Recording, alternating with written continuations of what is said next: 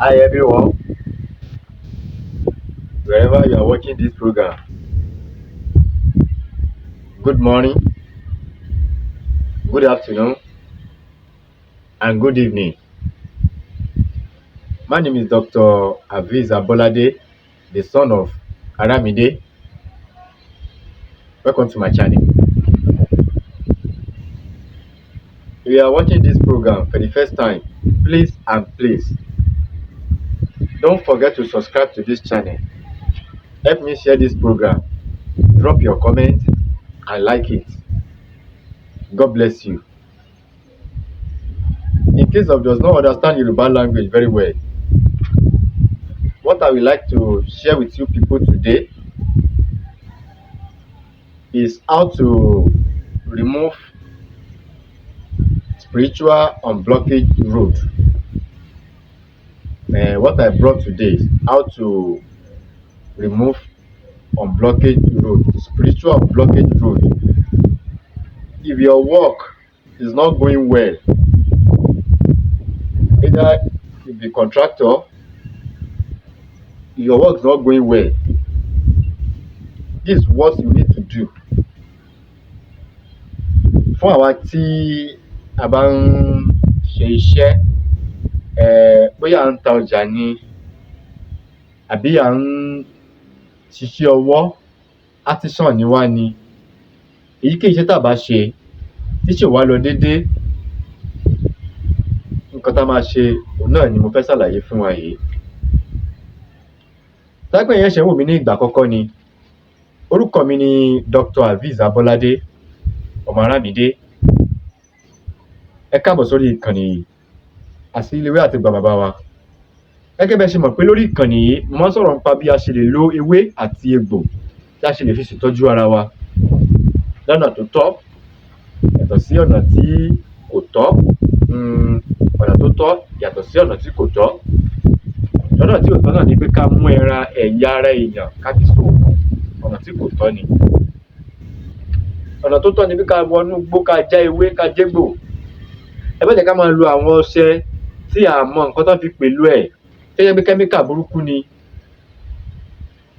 Lọ́pọ̀lọpọ̀ ẹlòmíì nípa ká máa lo àwọn ọṣẹ òyìnbó yìí, ó ti kó bá ọ̀pọ̀lọpọ̀ wa.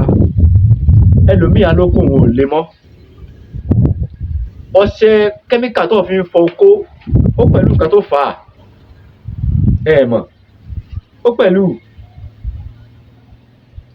Ẹ jẹ́ ká máa lo nǹkan tá bàbá wa ń lò, natural thing. Ẹ jẹ́ ká máa lo àwọn nǹkan tá bàbá wa ń lò. Àǹfààní ń bẹ nínú ká já ewé nínú igbó àti egbò, ká gún ọṣẹ mọ́ ká máa fi wẹ̀, yàtọ̀ sí ọṣẹ àwọn òyìnbó tó ti po ìpòkúpò mọ́ táwa fi ń wẹ̀. Ibẹ̀ yẹn kọ́ ni mò ń lọ,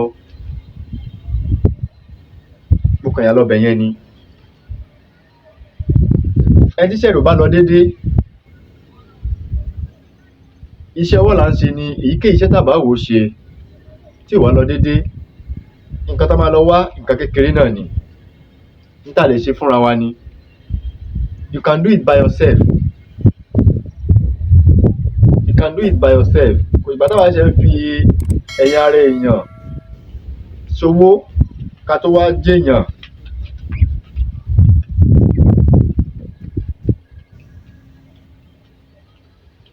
Eléyìí tí mo mú wá fún wa lónìí, what I brought today is how to remove spiritual blockage road. This is what you need to do. Go and look for this leaf. We call this leaf ewé làpálàpá pupa. Làpálàpá pupa. Go and look for this leaf. And this leaf làpálàpá funfun. Làpálàpá funfun. Ẹ jẹ́ ká lọ wá ewé làpálàpá. Go and look for làpálàpá leaf, red one, and the làpálàpá white one. We have different làpálàpá. We have red one and white one. Go and look for làpálàpá pupa àti làpálàpá funfun. Plug the unmature own. This is the mature own. You see that? This is mature own. Plug it.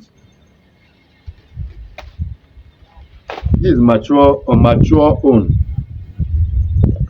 Go and look for negro pepper. Negro pepper. This is the negro pepper. Ẹ jẹ́ ká lọ wá ẹ̀rù alamọ. This is negro pepper. This is negro pepper. You seen it? This is negro pepper.